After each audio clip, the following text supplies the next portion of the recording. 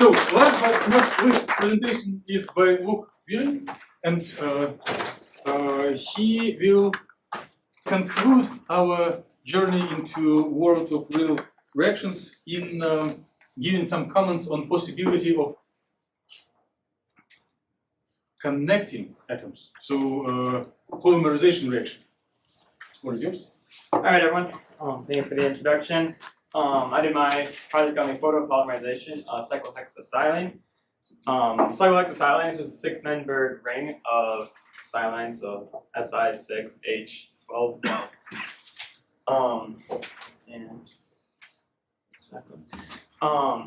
So what's important about this is that it's one of the initial steps in order to create crystalline silicon. Crystalline silicon is important because this is a very important material that we can make into a semiconductor, and has applications in photovoltaics and ultimately solar cells.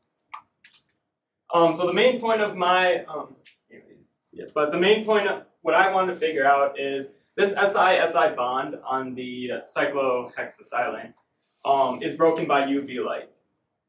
So I wanted, the purpose of my research was to figure out how much energy it took to break that and how dependent it was on the initial kinetic energy of the system. And I predict that because this is a surprisingly very little bond difference between polysilane and cyclohexasilane, it's less than like 20 kilojoules per mole difference. I feel like the activation energy is going to, or not the activation energy, the kinetic energy required to excite that electron, break it apart, and start forming the polymer is going to be very small, and it's going to tail off really quickly. So it's going to be a very small window, and initial kinetic energy won't have the greatest effect past that initial state. So to start out, used obviously MATLAB.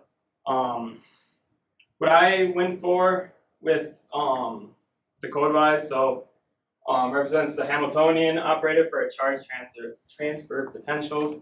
And with mine, my potentials, I use a Morse potential to try and graph the, so you have the well that's, yeah, and it goes to, that basically I wanted to be able to try to show the bond as it's bound and unbound. You'll see once I get to the next slide here. So here's my program that I ran. This kind of tan line is the ground state of the electron within the cyclohexasilane. And then this light green Morse potential doesn't really look like one, but then eventually goes off and does approach the initial 0 potential line. And then you'll see here a yellow line that represents the initial state of the wave packet distribution. The blue line will be the ground state of the electron distribution, and the red line, you can't really see it right now, you'll see it here, it's a video. But you'll see the blue line transition into a red line, and that represents the excited state of the electron. There. So you see the blue line eventually die down, all of it goes into the excited state of the reaction. All right, and so my results. My initial momentum shows for P naught was 23 to 31. This is kind of a small window, so some of my predictions are starting to show through a little bit. Reason I chose these is because it gave me a reaction yield from 9% to 97%. Anything lower or higher than that just kind of started approaching about 95%. It actually, yeah, and then about 5%. So then I plotted the different initial momentums. So the darker the line, the higher the momentum. And this is the probability of the reaction to go through, where 1 being a complete spontaneous reaction and 0, which is down here, being the reaction did not go through. You can obviously see as we increased initial kinetic energy, the reaction had a greater and greater probability of going through completion.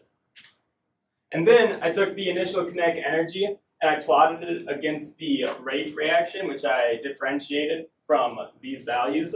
We actually see a nice little curve here. So what we're looking at is as we increase kinetic energy, we see that the rate initially increases for a short amount of time. We're looking on the scale of less than a power, and eventually does start trailing off, and it eventually the slope will approach 0 on that. So it is starting to show results that are very similar to my predictions. So,